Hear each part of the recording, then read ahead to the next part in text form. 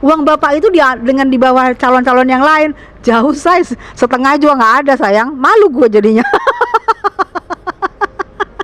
Itu dari uang gue emak loh, saya jangan diserang ya, maksud gue malu gue ngelihat uangnya aja 2,4 triliun, 13 miliar, 11 miliar, berapa tuh saya, setengah ada nggak tuh saya?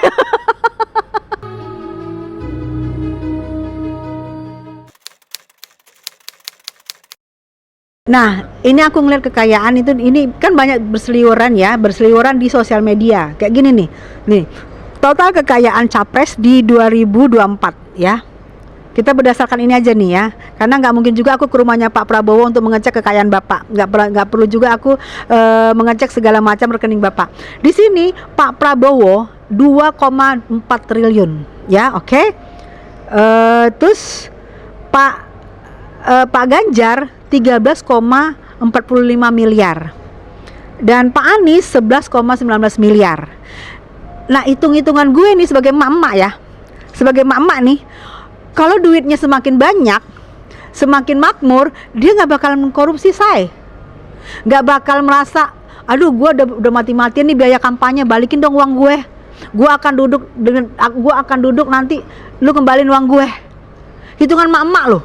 Karena dengan kekayaan yang banyak, dengan uang yang banyak, kita udah semakin mantep, tidak lagi untuk balikin uang gue, uang promosi gue mana, uang kampanye gue mana. Logikanya nggak begitu. Uang bapak itu dia dengan di bawah calon-calon yang lain jauh, saya setengah juga nggak ada sayang, malu gue jadinya. Itu dari uang gue emak loh, saya jangan diserang ya, maksud gue malu gue ngelihat uangnya aja 2,4 triliun, 13 miliar, 11 miliar, berapa tuh saya, setengah ada nggak tuh saya? Jadi gue semakin yakin memilih Pak Prabowo dan Gibran karena ngelihat kekayaannya bapak aja, logikanya nggak mungkin lagi bapak akan mencari-cari uang yang cara yang bagaimana korupsi segala macam mana, karena dia sudah terbukti kaya, udah kaya dari zaman dulu, say, nggak susah, jangan ke orang susah. Boleh dilihat itunya, jejak digitalnya, kaya dari zaman kakek nenek moyang saya. Kan kakeknya Pak Prabowo salah satu pendiri BNI. Udah kaya dari zaman dahulu, udah kaya dari zaman dulu, pendiri BNI kalau nggak salah kakek dari Pak Prabowo. Coba bayangin, kakeknya aja udah pendiri BNI, gimana cucu dan anaknya? Udah deh, yakin banget deh gue, uangnya udah banyak banget. Dia hanya butuh mengabdi. Yang gue lihat di sini, Pak Prabowo hanya butuh mengabdi di hari-hari tuanya. Dia pengen mengabdi kepada bangsa ini, dia pengen mengabdi kepada negara ini. Itu yang gue lihat sih. Nggak ada indikat untuk korupsi, nggak ada indikasi untuk dia ngambil uang, nggak ada indikasi yang gue lihat.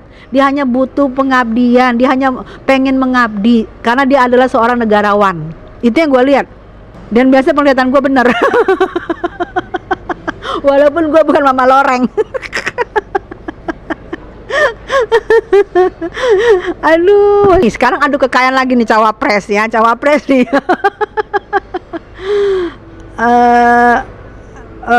Mahfud MD 29,54. Ini berdasarkan gini loh Pak, berdasarkan yang di sosmed loh ya, saya baca ya. Saya ini pembaca sosmed loh Pak. Malum Pak, saya kan masih muda ya, saya baca sosmed. Nah, Caimin 27,28 M, oke. Gibran 26 M. Bedanya sedikit sih, bedanya cuman beda ini ya. Ini seorang Gibran yang masih muda belia, seorang pengusaha ya, seorang pengusaha anak muda bersaing dengan Pak Mahfud MD. Maaf Pak Mahfud yang terhormat, 29 berarti bedanya 26, 27, 8, 3 M bedanya. Oke, bedanya dulu ya, beda uangnya ya. Beda uangnya dengan Pak Mahfud yang terhormat adalah 3 M sekian. Beda uangnya dengan Pak Muhaimin yang terhormat sekitar 1 M sekian ya. Dan ini adalah anak muda, bedanya segitu. Dan sekarang saya tanya, itu beda uangnya, beda umurnya? Dan seorang Gibran adalah seorang pengusaha. Sebelum wali kota Surakarta dia seorang pengusaha, dan wali kota Surakarta cuma 2 tahun ya. Tapi dia mengumpulkan uang ini dari usahanya sendiri ya, dari usahanya sendiri. Kan saya bilang dia belum ada track record yang saya tahu. Dia belum ada track record korupsi, dia belum ada track record yang bla bla bla bla hitam-hitam. Dan lihat, beda ke Pak Mahfud 3 eman, beda ke Pak Muhaimin 1 eman, dan beda umurnya. Coba saya cari tahu sayang berapa berapa tahun.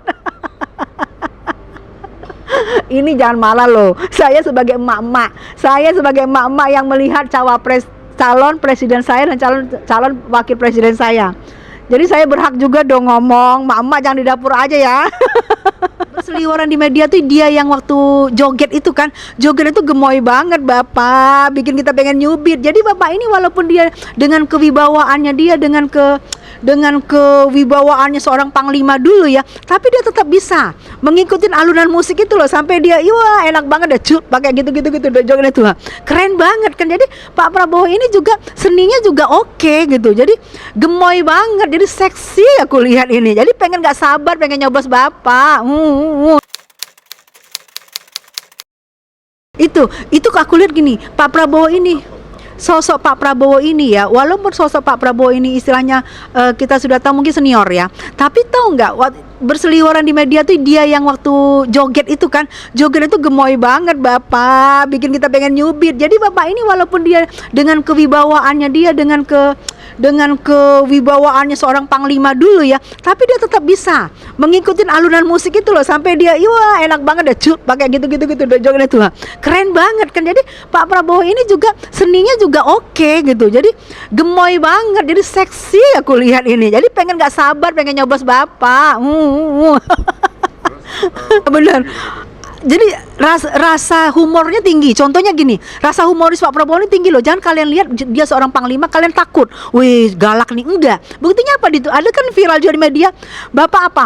Waktu dia keluar nih dari suatu acara, media udah nunggu rame dong. Dia hormat dia kabur. Media ngejar, abis dia kabur dia balik lagi ke media dan di prank lah tuh media. Aduh Bapak semakin gemoy karena Bapak ternyata bisa ngeprank ya. Bapak humorisnya tinggi banget, keren Bapak. Aduh, aku semakin kepadamu Bapak semakin terprabowo semakin terjibran seorang Tessa Mariska gitu loh, terprabowo dan terjibran. Pak Prabowo ini sosoknya ini segemoy apa ya? Aku melihatnya segemoy ya, pokoknya nggak sabar gitu pengen selalu dekat dengan Bapak, nggak sabar pengen melihat Bapak memimpin negara ini, karena Bapak itu begitu gemoy, begitu elok, begitu lucu, begitu gemes. Jadi pengen lihat juga Bapak untuk memimpin negara ini. Udah nggak sabar Bapak, udah nggak sabar saya ini untuk menunggu Bapak. Pimpinlah negara ini Bapak, Bapak begitu seksoy, begitu gemoy, gemes deh Bapak. Jadi aku udah nggak bisa lagi menerangkan segemoy apa Bapak ini loh sebenarnya. Gimana kita nggak gemoy coba? Kita dibilang Bapak gemoy, Bapak nanya dong. Bapak ini orangnya lugu ya, lugu banget, baik banget. Nanya gemoy itu apa? Diterangin dong. Gemoy itu gemes Bapak. Udah dibilang gemes, malah dia makin menggemeskan, makin dibikin gemes-gemesnya. Jadi gemoynya Bapak itu double.